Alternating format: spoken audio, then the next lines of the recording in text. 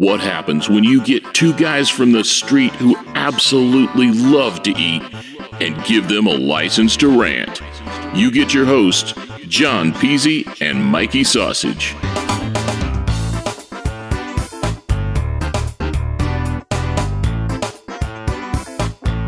Hey, I was just thinking about this.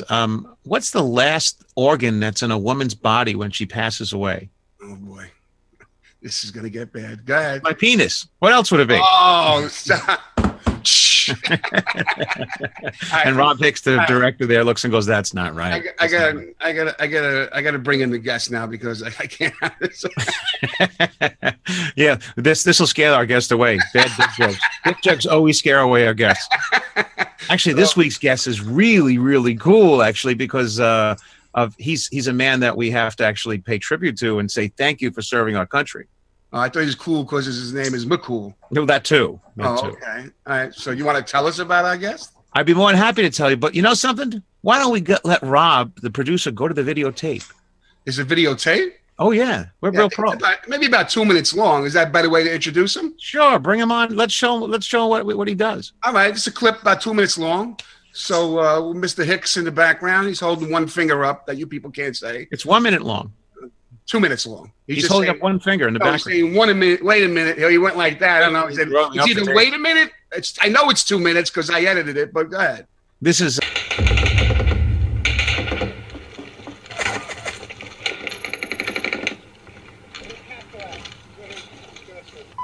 Man, those are close. Where's it coming from? I don't know, dude. Behind me. They were coming right next to my head, dude. McCool came running up over that little hill that we were hiding behind, just excited because, you know, he just got shot and he, you know, and we're like, oh man, like this is real. Dude, I was like taking a picture out here. Hey, sir, it was all around me when I was on that other side. So now we're just shooting everything that moved. I could literally see the rounds hitting the rocks right next to me. Dude, it sounded like it was either coming from that tree right there or right up this ridgeline. See where that... It's very hard to fight an enemy that a lot of times can't be seen. It's almost like you're fighting a ghost. You got movement behind that wall, sir. If I can pinpoint a location based off the sound, once I'm aware of the area, I can see muzzle flashes. East 250 meters, on the next spur. We have CAS on station, which is our close air support, so we are coordinating with them so that they could drop a bomb on them. Hey, cover me. I'm going up to set the camera. They tell us that they have a visual on them. It's danger close, so we have to take cover.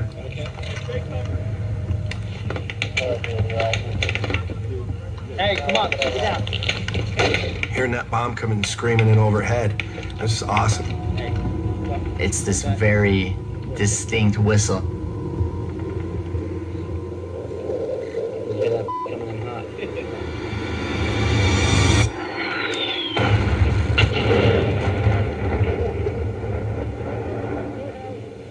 Cowabunga. Woohoo! Wow. Did you see that? You like that, right? Like that. I'm actually... It's actually, I don't want to ever go to Afghanistan. Me neither. It looks like you need a lot of sunblock and moisturizer, number one. All right. Let's bring him in. Let's bring him in, folks. Here he is, J.J. McCool. Hey guys, what's going on? Oh man, he looks older now. He looks so young in there. That was what was that? 6 years ago now? Yeah, I mean, he looked a little heavier there too. What were you eating good in Afghanistan? We were eating what we could when we had it. Let's just say that.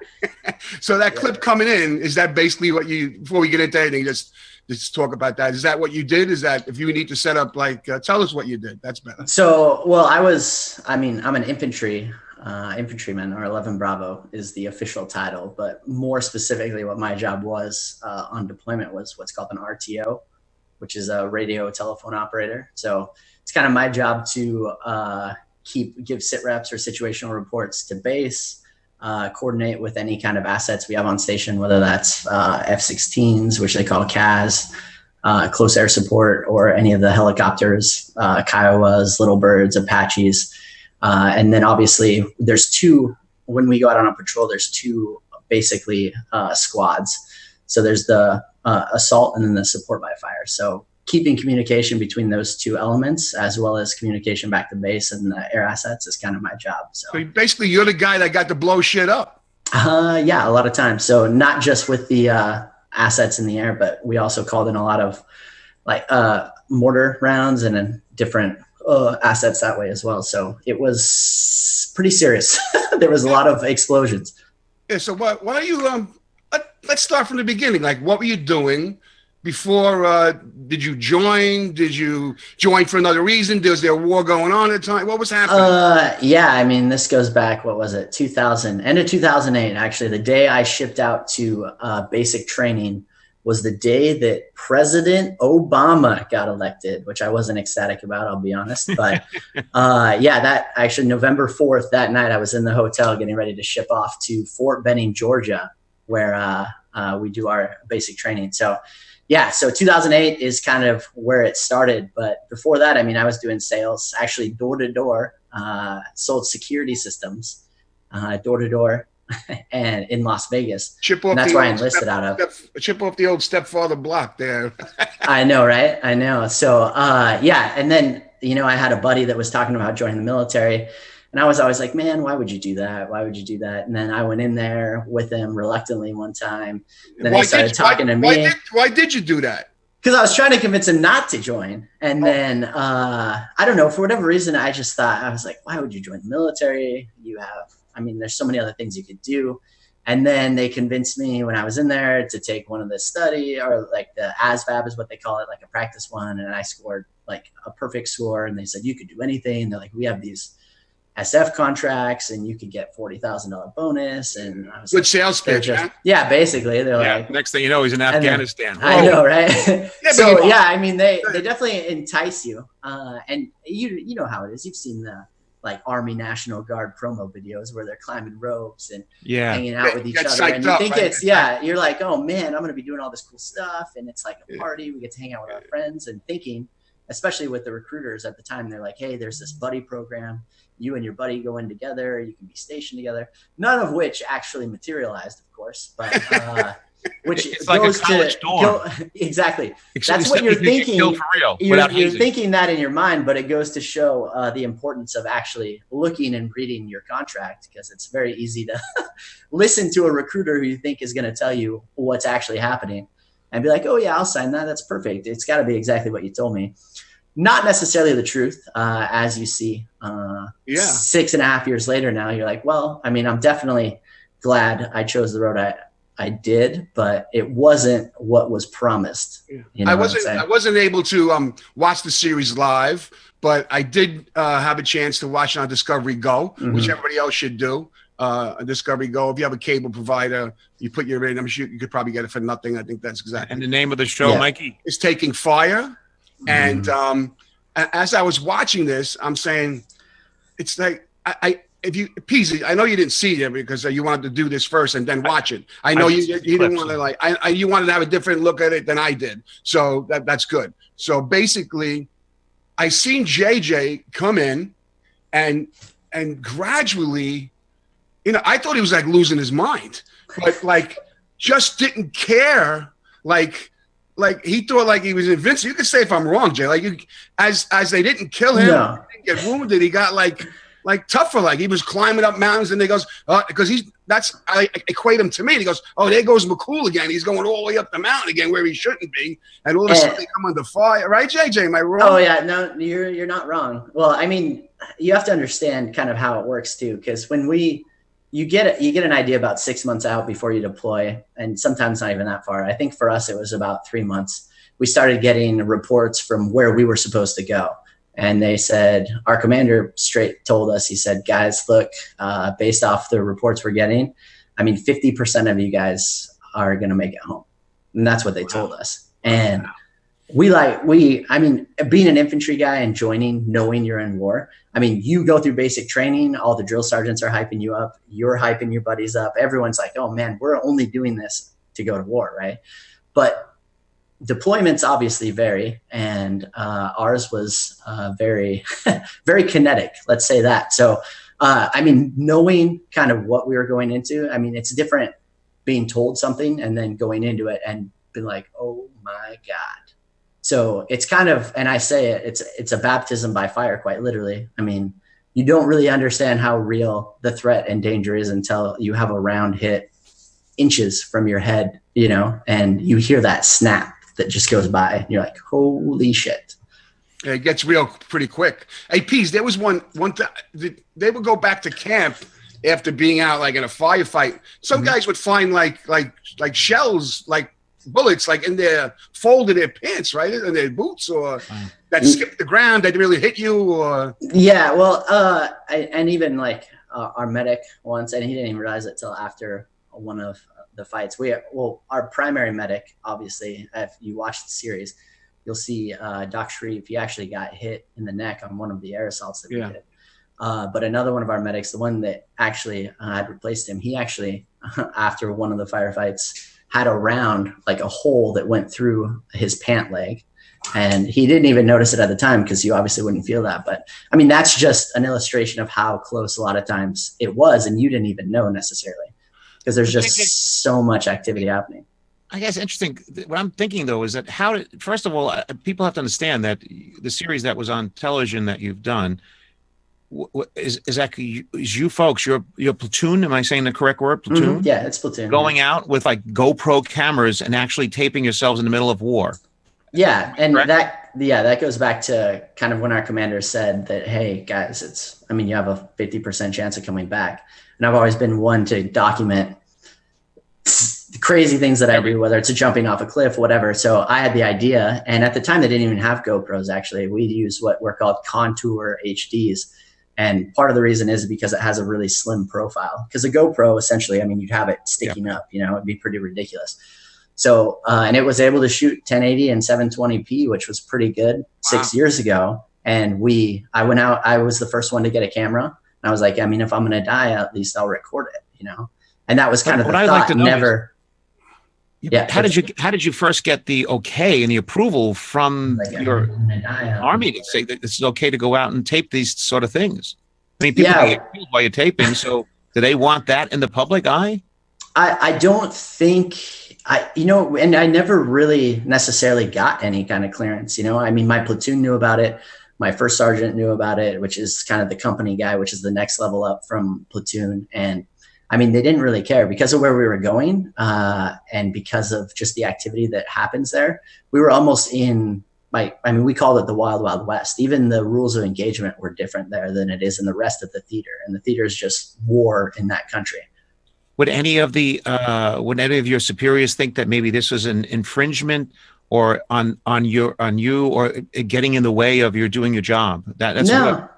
No, I don't think so. Just because, I mean, everything, especially in the military, is checks and balances. So if you record something, I mean, they have proof of you doing something wrong or right or whatever, right. You know what I'm saying? So at the end of the day, it almost makes you be on your best behavior, even though in my mind, I had completely forgotten that I even turned it on because there was so much activity happening. But you can't even be in the wrong when you're constantly being recorded. You know what I'm saying? So it makes you actually do everything, I would say, at a better level. Interesting. And, you know, another thing I'm thinking is when you first get to Afghanistan, they drop you off. You're in, I guess, a compound of everyone that's other U.S. soldiers. I mean, do you get to a point where you don't care? You get to a point where when you're out there and you start seeing people get hurt and things happening where you just like become in a survival mode, or you start getting more brave, or do you get more closed off? Like, how does that change your behavior in the middle of this environment? Well, I think, and you don't know. I mean, you go through basic training with these guys that are just huge. You know, they're ripped. They're like the perfect Greek statues, you know, and then you have these guys that are like skinny, like weak, and you're like, man, these guys are going to slow us down. They're not going to be able to do things. But you don't know what's really going to happen or how you're going to react until shit literally hits the fan and you're balls deep in this firefight, and you got to carry someone out, or you're getting attacked from 4 different positions. And I've seen some of the biggest guys that you thought would be the best soldiers just not know what to do. And then some of the guys that you're like, this guy is a huge liability, come out and just perform awesome. So I agree with that. You watch this, you can judge everything. If you can't judge a book by its cover, piece, because as you're watching, I'm saying, oh my God, I said, this is war and we stick together, but I wouldn't really want this guy. The guy looks like he, it doesn't look like he belongs, and it's not fair really to judge him. But this turns to be the toughest guys, the guys that don't even sweat, and just take control of situations. And and one thing, Pizzi, that you don't know, tell us a little about your camp. Camp was Michigan, right? Mm-hmm. Yeah, tell us a little bit about the position of this camp, exactly where it is. Yeah, so obviously, if you've even read any book on any kind of strategy or war, you would know that being on the high ground is preferred. So in Afghanistan, especially in the Northeast region where we were, it's very mountainous. So obviously you want to be on the high ground, but the way that it works in the military is you obviously logistically have to be able to supply any kind of outpost or anywhere that you set up a base. So logistically, it has to make sense as well. So what we found was that our 200-yard or 200 meter by 200 meter little cop with 100 people on it was in the middle of this valley surrounded by 10,000 foot mountains. And what they would do, obviously, is just sit on the ridges when we're at base and just fire at us constantly. So it's very easy for them to pick hundreds of different locations all over the mountain where they can fire at us, whether that be recoilless rifles, RPGs, small arms fire, whatever that may be. And we can't do anything about it. Because logistically, in order for us to keep that foothold and that position, we have to be able to be resupplied. And the main source of that is coming from trucks on the road, right? So they can fly some stuff in, but to keep 100 people with food and fuel and all these things, you have to be able to have a road. So it was logistically a smart play, but strategically, definitely not. Yeah, you're at a big disadvantage. I mean, you got guys firing down on you all the time. I mean, they're in caves, right? I mean, they're in caves actually. Mm-hmm. Yeah, you actually pick out caves to shoot rockets into the caves, right? I mean, and we had. I mean, there's in wars over the history of the world, there's always been 2 prime times to attack anyone, right? Dusk and dawn. So during those times, we'd have extra security going on. And we had this, it's called an ITAS, but it basically shoots a wire guided rocket, and it has stage 2 thermals on it. And you can basically pick people off of the mountain, and the range is like 3 miles. So we had that going, and obviously we had our picks up their body. Oh yeah, absolutely. So, and obviously you can see if there's a weapon and if they're in a certain location on a mountain or if they're hiding. I mean, you can basically see exactly what everyone's doing. So, where are they getting these weapons from that are shooting towards you? Well, we assume, and there's no confirmation, but there's a lot of foreign fighters because we're on the Pakistan border there. I mean, we're like 20 miles away from it. And we're basically in the Korangal. There's a lot of documentaries about it, but they're essentially getting all their weapons from Russia or Russian knockoffs. And I mean, they can buy a grenade for like $5 US, right? Really? So when the cost is so low, and we essentially, I mean, a lot of times we are funding it because we pump so much money into these countries that they're essentially buying weapons and ammunitions to fight us with, which is pretty crazy. They're talking about this country. So obviously, as you're on patrol, you're running into locals. And you're always on the lookout, obviously, for someone crazy come up with a bomb strapped to them and say to blow you up. I mean, it's got to be a real threat.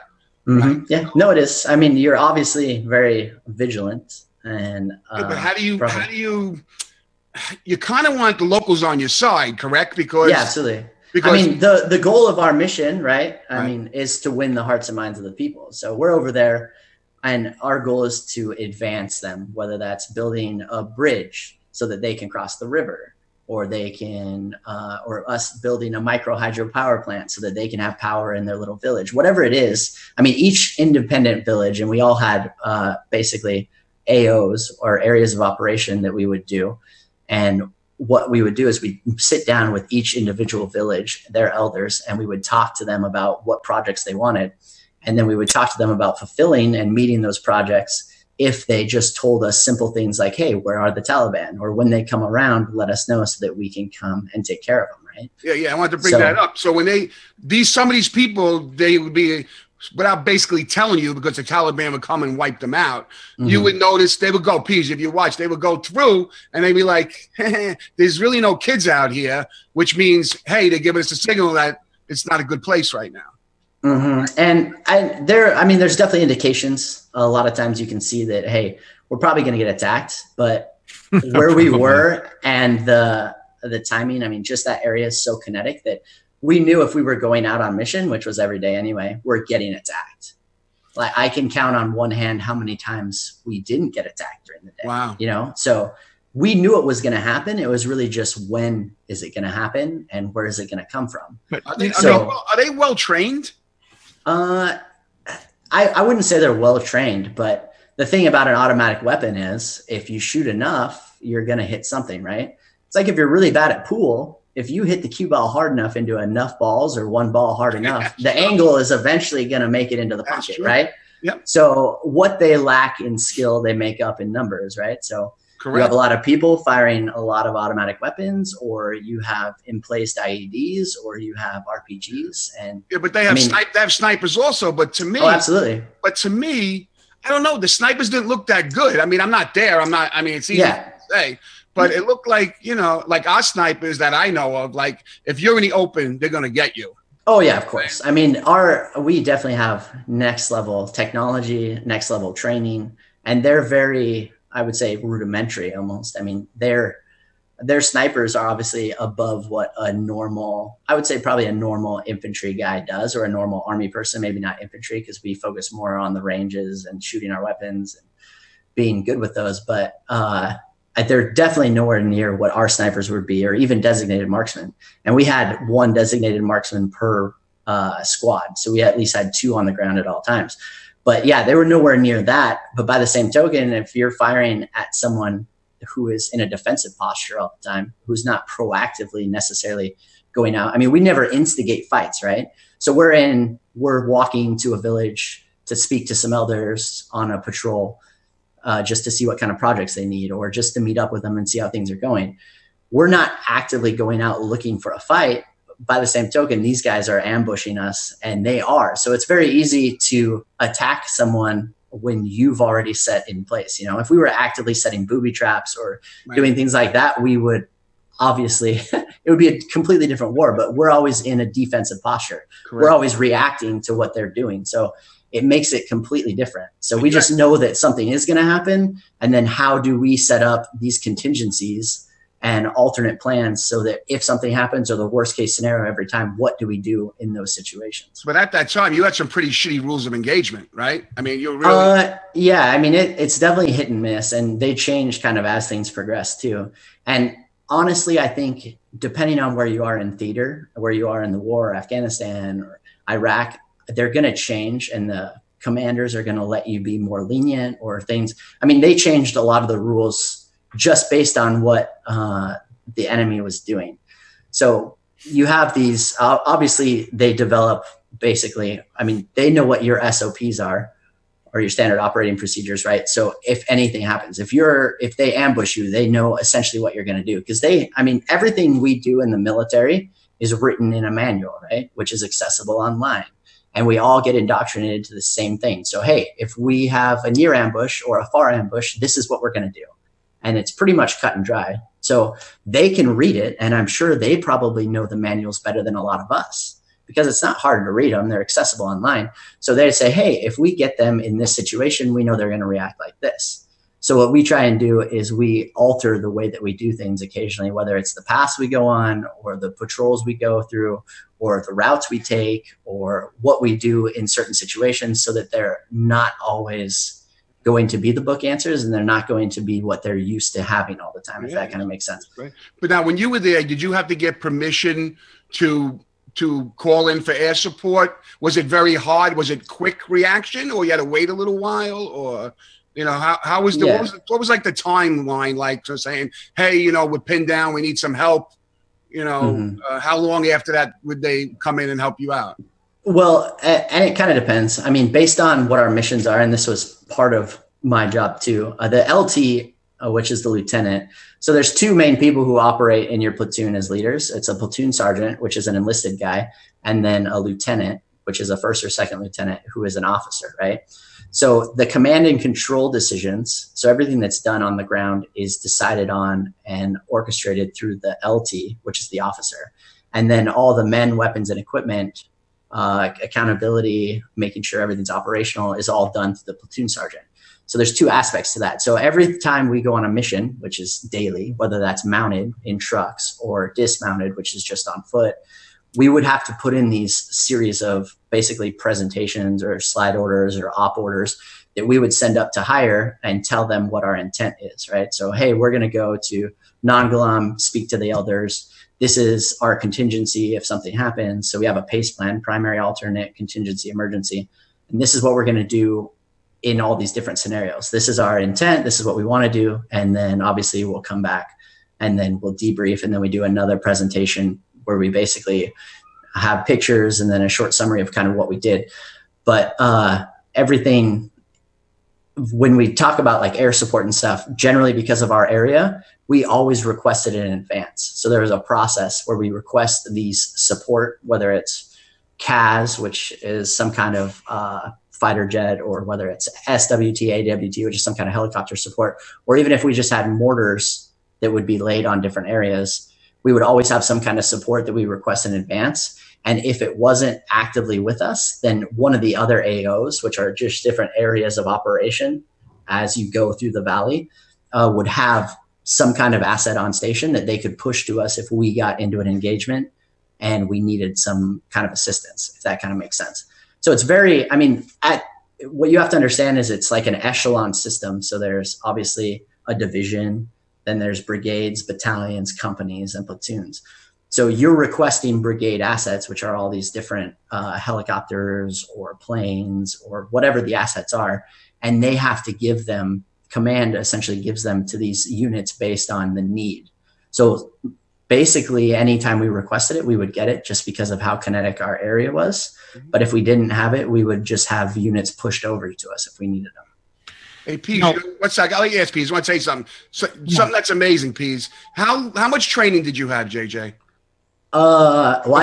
Before you got shipped off to Afghanistan. So, I mean, you go through, you mean just military training in general? Yeah. Or just, okay. You joined the military, and how long after you joined are you sitting in Afghanistan?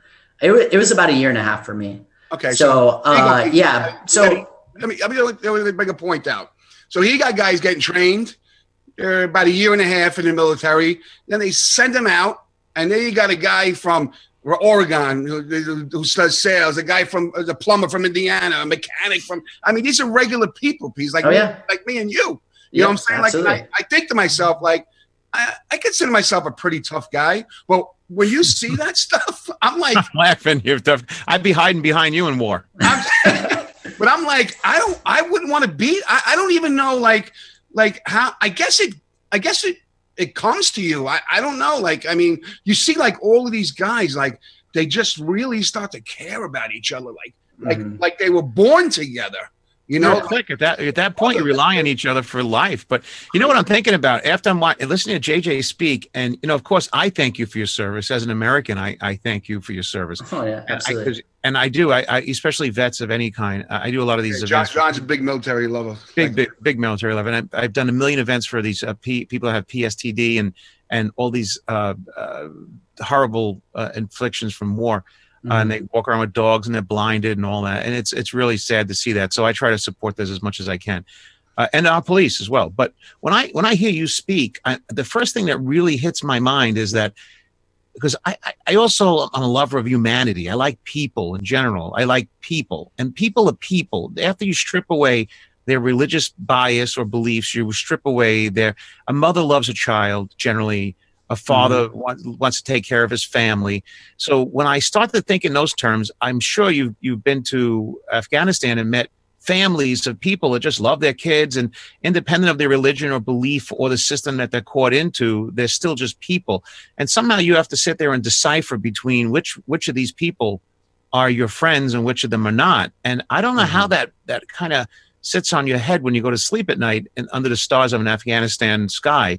How do you determine who's good, who's bad, and how does that make you feel now when you come back? Are you still on guard, or now are you more at ease?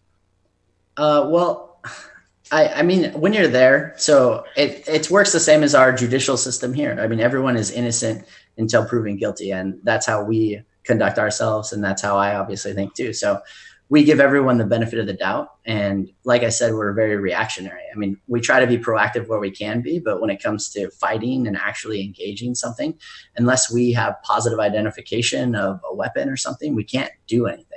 So we're nice, and we try and obviously we always carried candy. I know I did, for the kids, or muffins or whatever.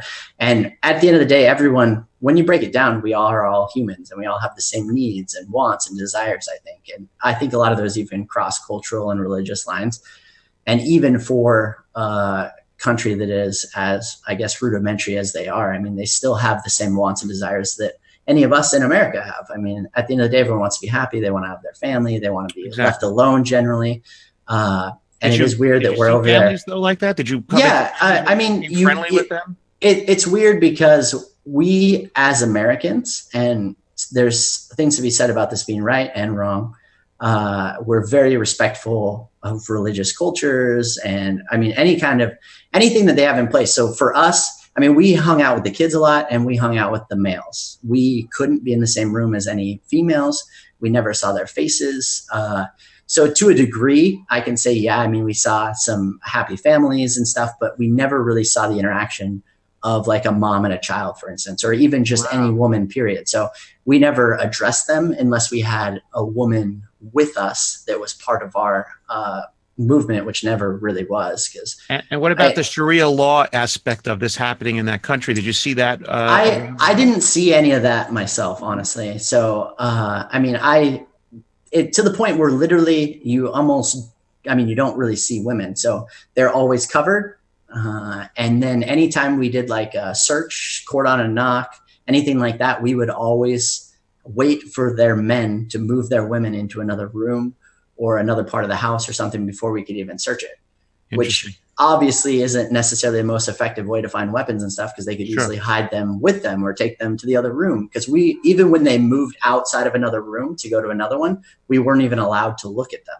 So your being respectful could actually put you in harm's way. Absolutely. So, and because we are America and we're very politically correct and we honor all these traditions, I mean, there's pros and cons, obviously. And normally I would say, do you believe in that? Do you believe in political correctness? I personally don't believe in political correctness, in the general sense. I mean, I think that it's good that we honor their traditions and their values and things, unless it put us in a situation where it could potentially compromise the mission or obviously hurt one of us, whether that's being shot, wounded, injured, things like that.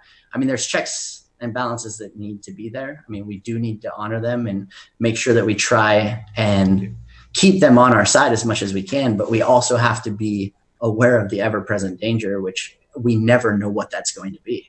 And you'd recommend as well for young people today to join the military? Would you recommend it? I mean, I think it's great. Like I said initially when the interview started, it wasn't something that I ever saw myself doing. I mean, I don't have a history of it. A lot of people who join are like, oh, my grandpa was in, my dad was in. I mean, I have to be in, right? I don't have any family history of it. I mean, I have like a grandpa that was in the Navy.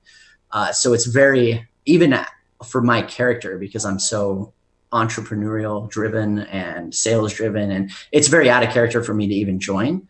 But because I'm such a self-learner and things, I was able to pick up stuff very quickly. And I was obviously very physically fit at the time. So I excelled extremely well. But yeah, I mean, I would recommend the military for people in general. I mean, you got to understand that it's not going to be the sizzle reel that they play on Of TV course. or before a movie. And a lot of times I think people get into that. They're like, oh man, it'll be the easy life. I'm going to go kind of what I thought, I'm going to go hang out with some friends. I'm going to make some buddies. The war is real, but is it really? I mean, even now when you sit here and if you were to pick up the newspaper and you read, 10 people died in Afghanistan, you'd be like, okay. I mean, and even me, I'm like, that's sad. Right.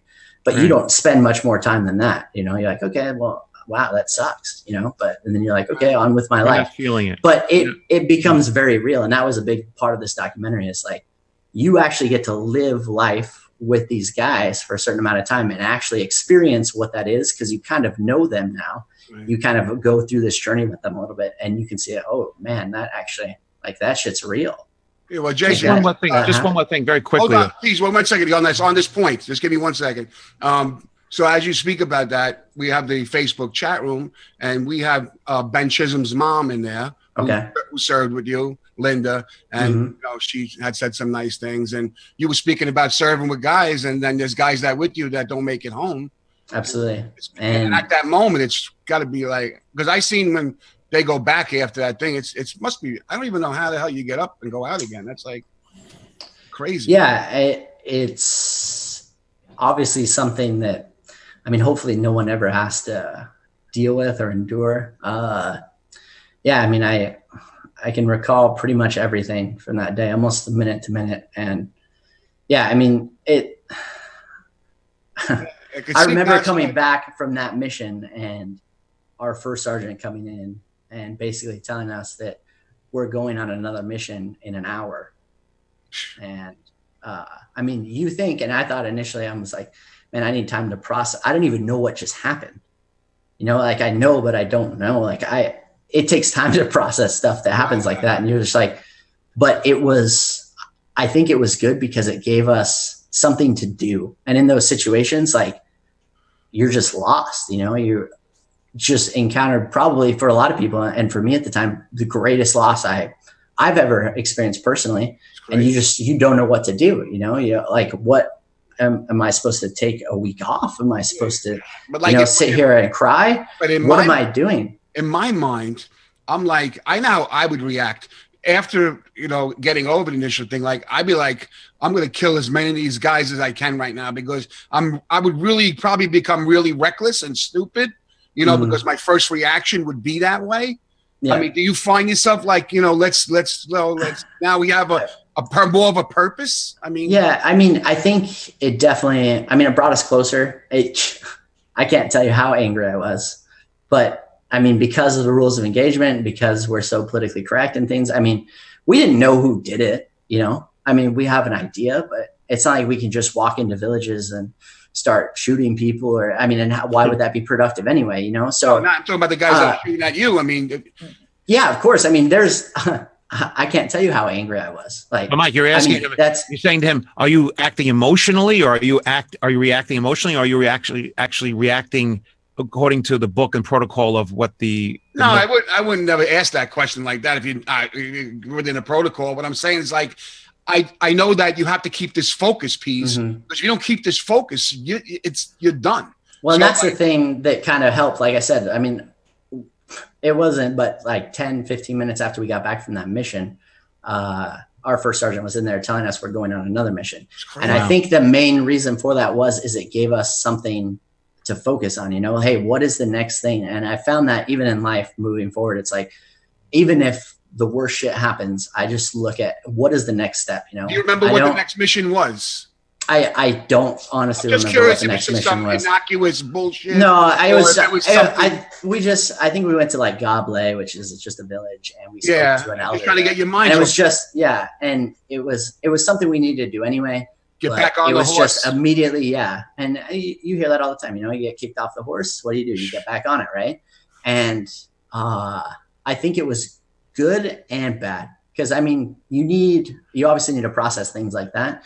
But by the same token, it's so imperative to the mission and everyone else, because I mean, when you're there, you go from, before you get there, you're like, oh, I really care about the Army's intent and what our mission is over there. But when you get there and you see how bad stuff really is, your only goal and mission is to bring the guy next to you home. Nothing else matters. What do you mean by how bad it is? Tell us, like, what is so bad? What is really gnawing at everybody besides getting shot at every day? What does the environment feel like to an American? I mean, that really is the bad part. I mean, as far as getting shot at and potentially blown up and never knowing what happens and the hypervigilance that comes with that, obviously. But I mean, the environment you're on this cop. I mean, it's very claustrophobic. You're talking about where I lived or where I slept for that year was in, I would say, a 20-foot by 10-foot shoe is what they call them.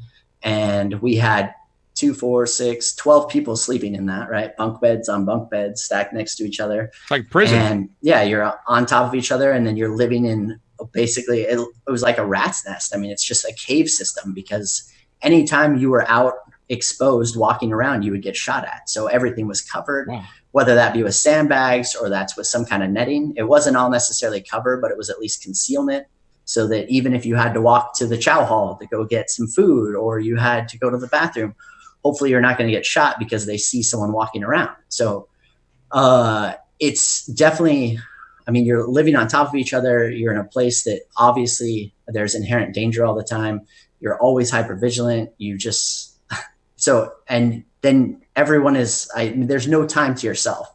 There's not like, hey, I'm going to check out for a couple hours and go spend some time with myself or think about something. It's like, okay, well, we're back from mission. Now we got to unload all our equipment and clean it and make sure all the batteries are charged. And what do we have to do with the trucks? And we have to make sure this is done. And then it's always just, what is the next thing? And you don't have any time to really debrief.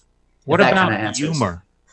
Humor? Does humor play any part in this? The reason why I bring this up is several years ago, I was working and I got an email from a guy in Baghdad. Okay. And it's just during this is more than several years ago. It was during the Saddam Hussein, before that fall. Okay. And he was telling me he really liked the humor I was doing with, and I'm not making this about me. I'm just bringing up the point that he had a DVD of me doing a Caroline show somewhere, and he would play it in the barracks every day during lunch with these other soldiers, and they would laugh at all the bad jokes, the nasty jokes. So, yeah, absolutely. And I found that really interesting. And he said, if you have any more material, please send it to us. We've eaten this one up every day for the last month or two. You have anything else? So he just wanted me to send them CDs of jokes and humor just to break the tension when people were eating and having a good time. Yeah, of course. And when we did have downtime, whether that was for 10 minutes, 30 minutes, an hour, whatever, I mean, we would try and get some of that in. There's a huge consortium of content that people bring over on hard drives. So whether that's comedy or whatever, a lot of people have just crazy amounts of porn because that's what they all watch. Notice how he said whatever, piece. And then he said, yeah. So he said whatever. No, I knew porn. One of the big things for us was actually we watched a lot of Cat Williams. Cat Williams. Yeah, Cat Williams. We enjoy him quite a bit, but yeah, I mean, when we had some downtime, but we also did things for ourselves. Like we would bet on different things. It didn't have to be like how long a mission would take or something, or who won the last Call of Duty match or whatever it was. And we would do slap bets, which you'll see actually if you watch the documentary or if you've seen it, you know. So if you lose the bet, instead of betting money or push-ups or whatever, you would get slapped in the face. So I actually won, I think it was 7 of these bets. One of them was because I'm an avid drinker of Mountain Dew. And I would get American Mountain Dews, which, I mean, they didn't even have foreign Mountain Dew in Afghanistan where we were. Yeah, but no, there is in like the bigger bases, they have these like foreign, I don't know, some try and be Mountain Dews. But there's a certain taste, even if you go to Mexico or Canada or something, the taste is different. I don't know what it is. So I would have people send me packages when we would get them. That's because the Afghanis are pissing in it before they can. I know, right?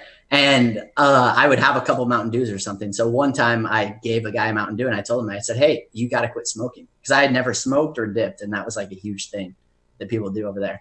I said, okay, if I catch you smoking once, I get to slap the shit out of you. And I did. It was literally not even a day later.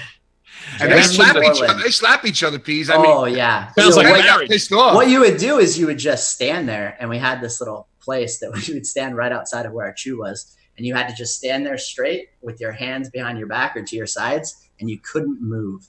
And you would just run up, and you would just slap But picture this: you have right, JJ. You have Muhammad peeking over the fence at the Americans having lunch, going, "This is the one I have to get later." And you guys are slapping each. He's like, "Hey, Muhammad, come over here. Look at these guys. They're beating the shit out of each other. This is great." Absolutely, and I'm sure there were plenty of people who saw it and they're like, "Oh my god!" But yeah, I mean, it's stupid stuff like that you would do. There was actually a time a guy lost a bet, Johnson, and he actually got shot in the dick with a BB gun. Is that all? His name was Johnson.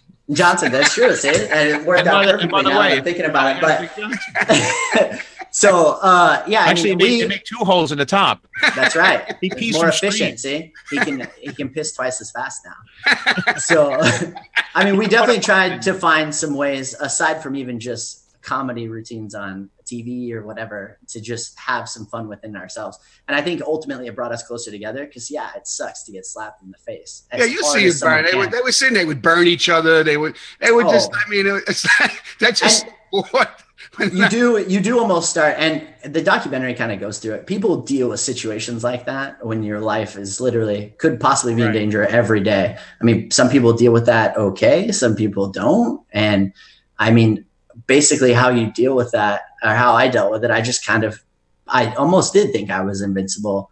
I mean, you go through so many firefights. I mean, we would have 2 to 5 a day sometimes, and it's like, I made it through this one. I made it through that one. These rounds were hitting right next to me. Like, and then every day you're like, oh my gosh, I made it through another one, another day. And it really is. And I say it even to this day, I would take luck over skill anytime because I can't tell you how many guys were more proficient than I ever was.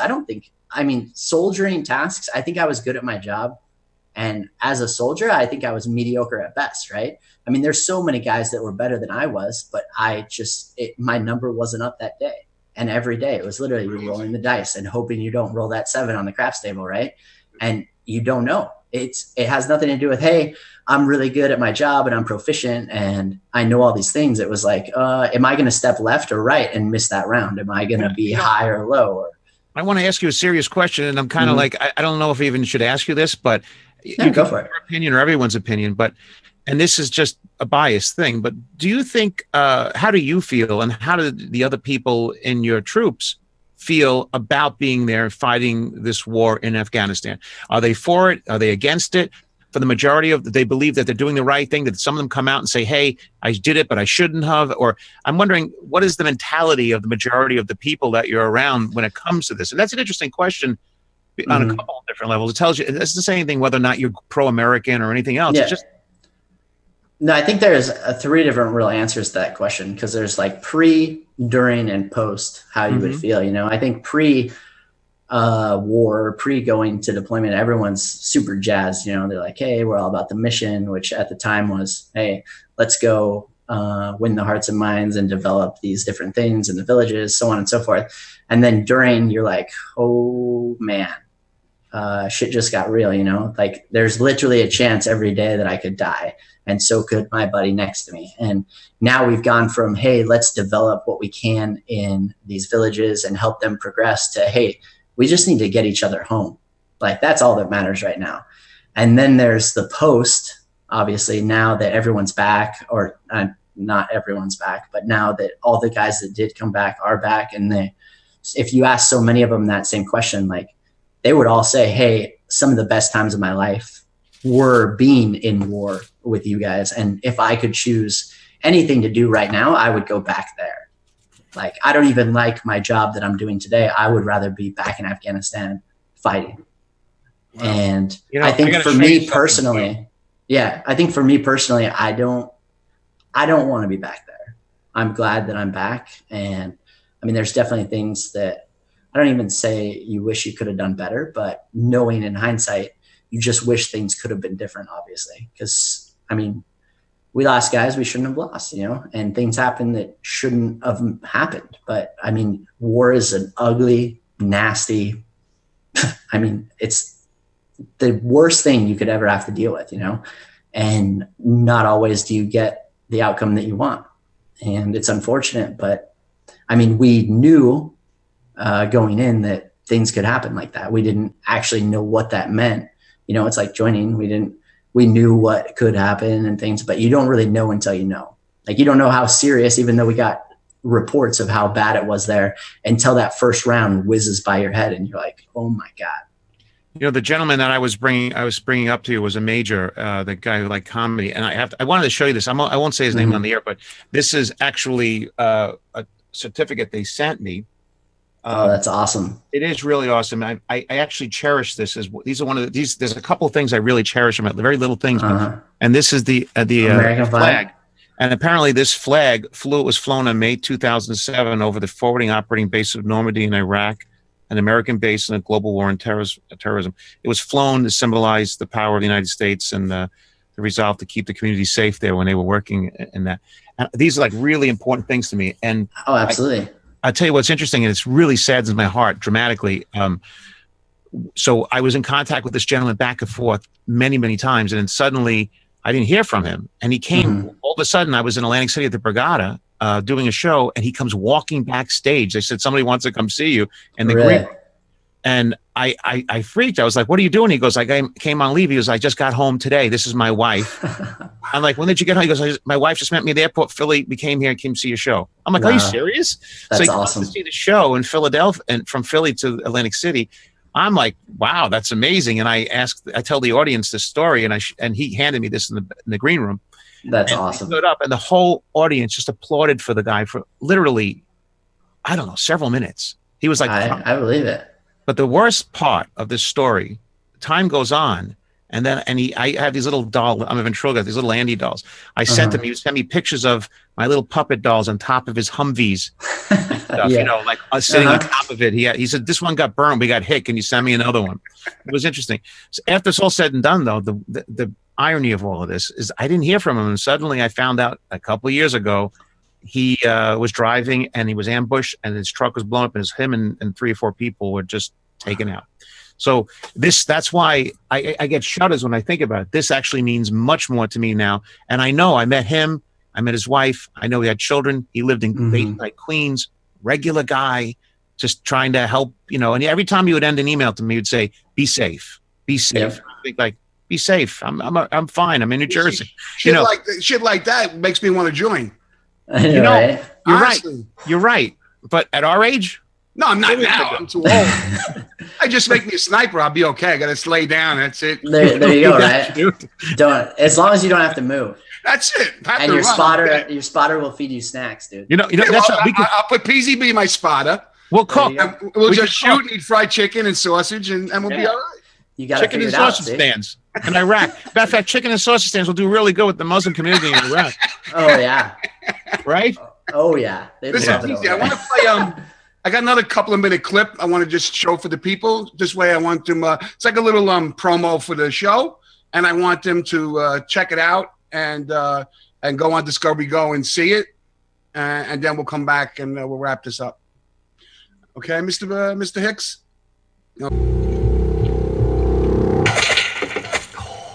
Holy cow. These rounds are hitting inches away from me.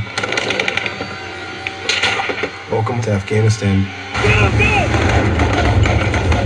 In May 2010, a small unit from the legendary 101st Airborne is among those deployed in an attempt to defeat the Taliban. It is our vital national interest to send an additional 30,000 U.S. troops to Afghanistan. Pick it up! Go! The Korangal Valley is frequently described as the Valley of Death. Hurry up, get up there!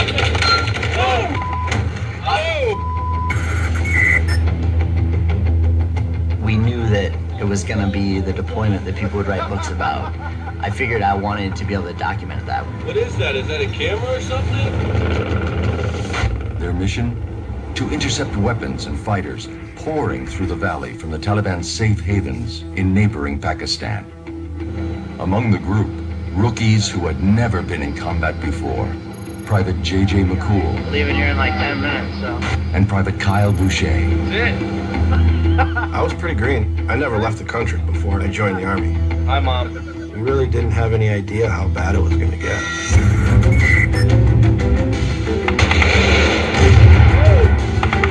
We were already taking fire from 2 places. We could die in a matter of seconds. It is kind of that journey from boyhood to manhood.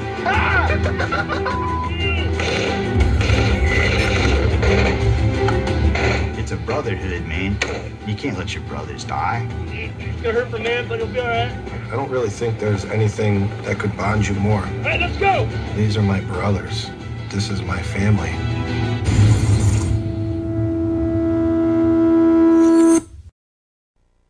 Very impressive. Yeah, he's got. I mean, you got to appease that. Now you watch it. That guy with the beard, JJ. I'm not gonna want to ruin the show, but like he reminds me of like a guy that would fix my computer. You know, like. And this guy's like, and he turns out to be like this tough guy, and he's in charge, and I don't know if he's a sergeant or whatever. Yeah, he was a sergeant. And like, you know, it's JJ. It's crazy. You got sausage all hooked up. He's ready to join the Army Corps. Look I at know, him. right? Like ready. Hey, I know of a good recruiter to send you to. Right? There you go. And he'll tell you exactly what you want to hear. All right. Those recruiters, when they quit, they end up becoming AGT people. They recruit people for America's Got Talent. They go from. Oh, do they really? No, they don't. Of course they don't. Yeah, I'm believing you now. No, because well, you think it's that difficult, but you know what I am thinking, Sausage. This is an interesting thing, though.